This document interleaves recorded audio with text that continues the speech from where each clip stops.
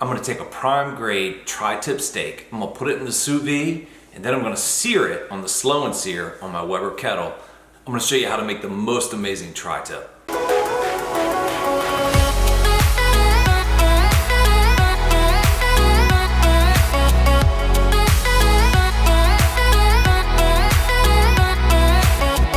Hey, look, you stopped by for a really awesome video, and I really appreciate you stopping by my channel.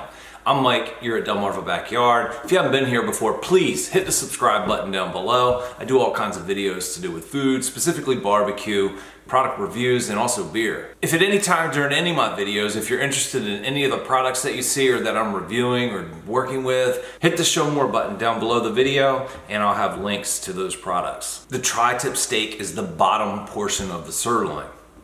It can be chewy if it's not cooked properly. People started recognizing the tri-tip back in the 1950s. However, the cut does have roots back all the way to 1915. The tri-tip can also be called the Santa Maria steak. It's very popular in our western states and the southern states. I'm not sure about the rest of the world. Please, if you're watching this and you're from another country than the United States, in the comments below, tell us if you know what the tri-tip is or if you have a cut of beef similar. I got the tri-tip from my butcher, the butcher block. It is 1 pound, 8 ounces.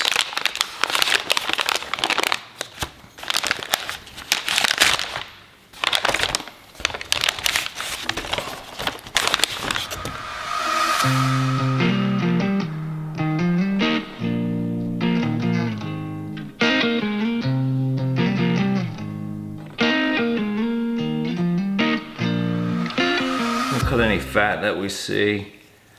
On this side, just anything that pops out, maybe right there, cut that off.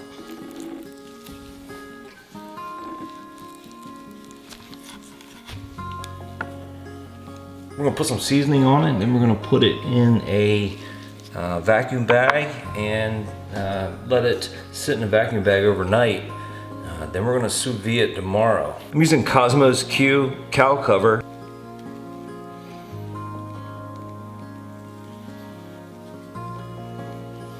Then I'm using Cosmos Q Texas beef on the other, as another layer.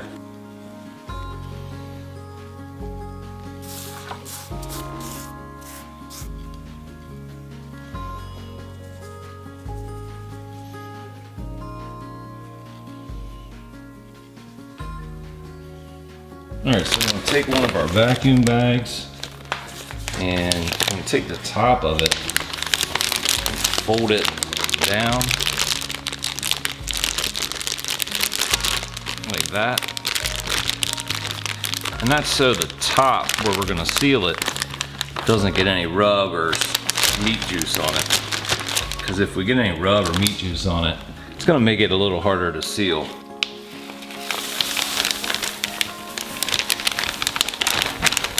Just unfold the bag.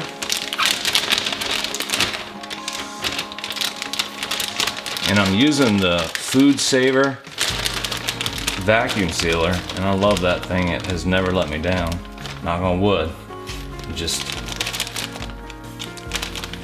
stick it in. And it does its job.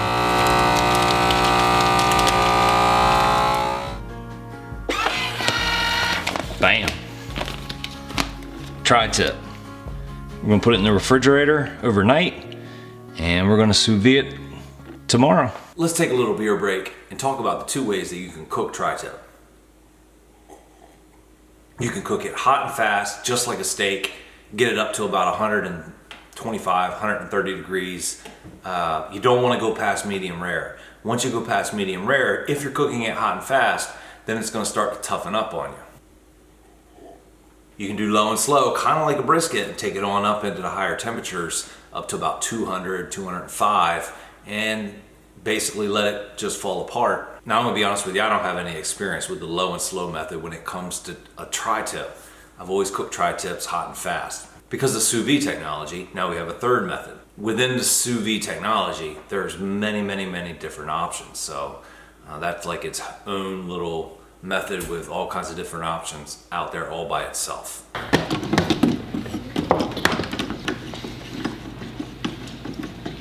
We're gonna be cooking with the Anova immersion circulator at 131 degrees. So you just take the little wheel and scroll to the set temperature that you're looking for. Scrolling down to 131. You can also do this on the app on your phone, but I'm just doing it right on the unit itself. Push the start button.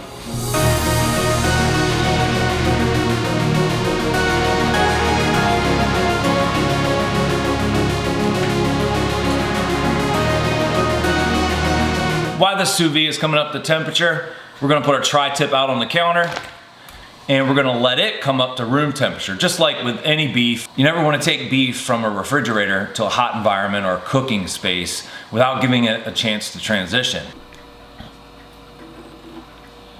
So this is the app, and you can see down here it has the current temperature of the Anova and the set point temperature of the Anova. And you can set a timer. We're gonna name the recipe. We'll name it tri-tip.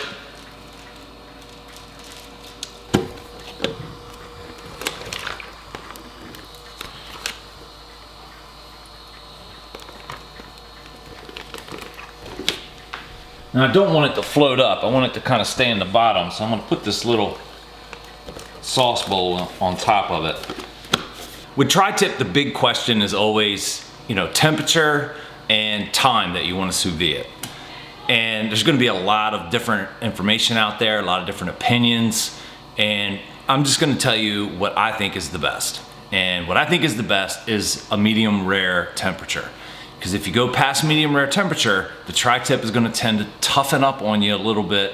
When it comes to time, I've seen everything from people recommending 2 hours to up to 24 hours. You want to make sure you cook long enough to make sure the tri-tip is tender, and you don't want to cook it so long that the meat gets mushy.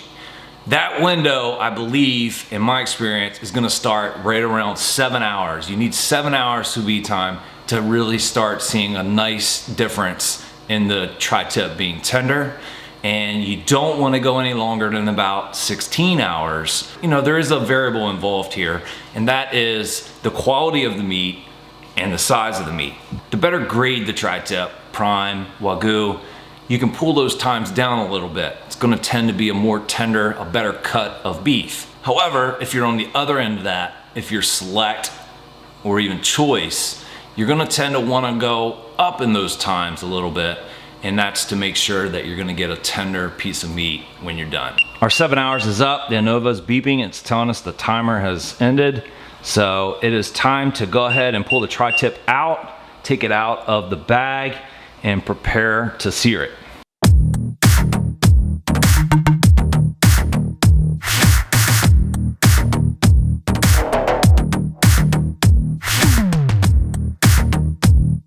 It smells wonderful, but sous vide is not known for producing a good looking meat. So now we got to go ahead and sear it.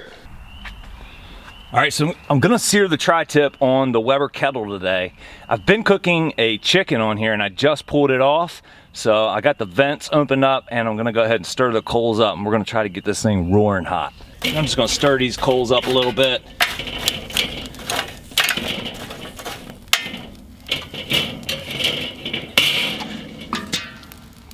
And now I'm just gonna leave the lid cracked, kind of like this, so I can get a lot of airflow. I got my top vent open all the way.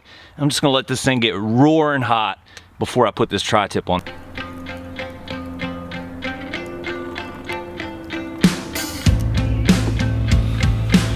Cheers, my friends. Gave the beer a break tonight. Went with a little Jameson.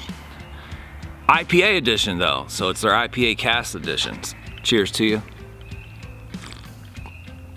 It's a beautiful evening, look at that. Look at that sky.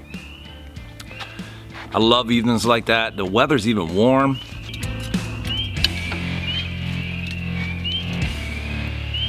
I'm sticking right here, kind of about a 45.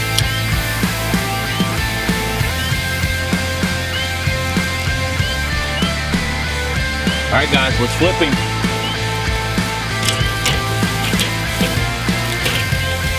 Ooh, that looks nice.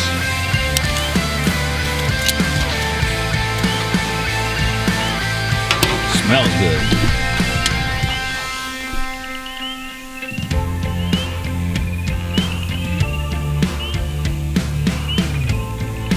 So that's how I'm cooking. I'm cooking with the lid just kind of edged off there, and that allows a lot of air in there. That's gonna make sure that the coals are really hot. Now this thing's not all about time. Let me show you what I'm doing. I'm not going directly off the clock. I'm kind of peeking underneath of here. I'm looking for the sear. And you know, right now it's all about the sear. The tri-tip's already cooked. I'm just looking for the sear. So when I start to see that nice brownness I'm looking for, then I pick it up and I turn him, push him down.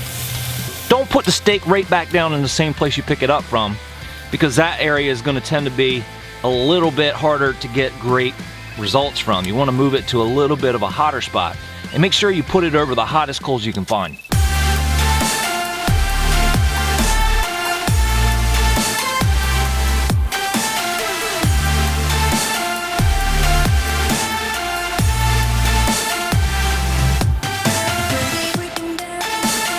The tri-tip has been resting for about a half an hour, just like you should do with any beef.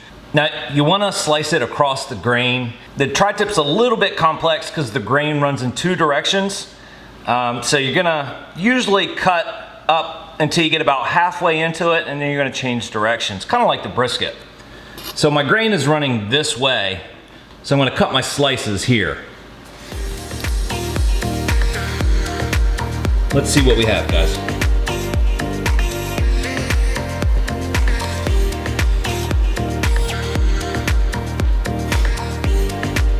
Keep your slices thin. Cut on a little bit of an angle.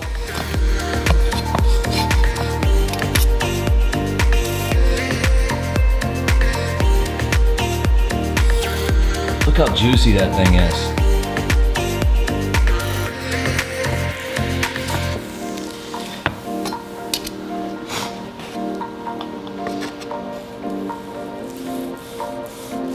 Knife just kind of falls right through it.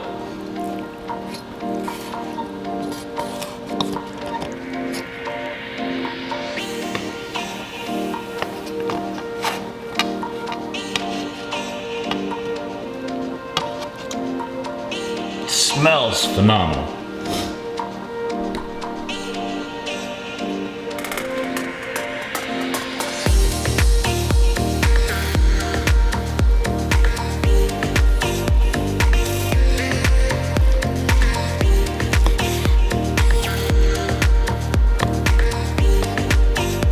Amazing juice coming out of this.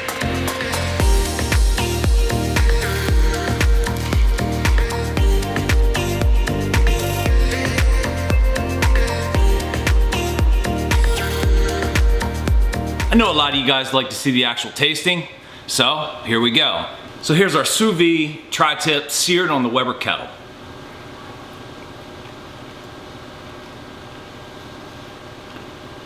Man.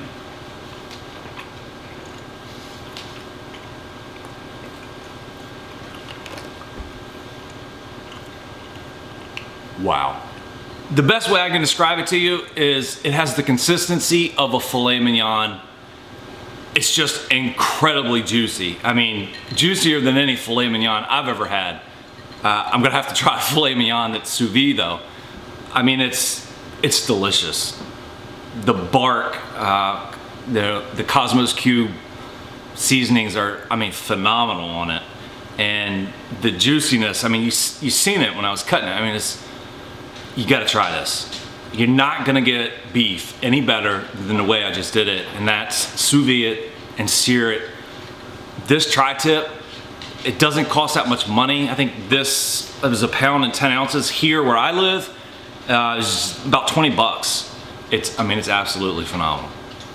Easy to do with the sous vide. You know, you got, like I said, I was already cooking the chicken on the Weber anyway, so I just took the chicken off and bam, right on. If you don't have a sous vide, I'm gonna leave a link up here to review the Nova that I used in the video. You need to check it out. I'm telling you, it will up your barbecue game big time. I really appreciate you sticking around to watch the whole video. Check out these other videos over here. You may very well be interested in those also. The inspiration behind the videos is your feedback. And the best way to give me your feedback is to hit the like button down below. Most importantly, hit the subscribe button down below. And you can also leave comments. I can't wait to see you next time.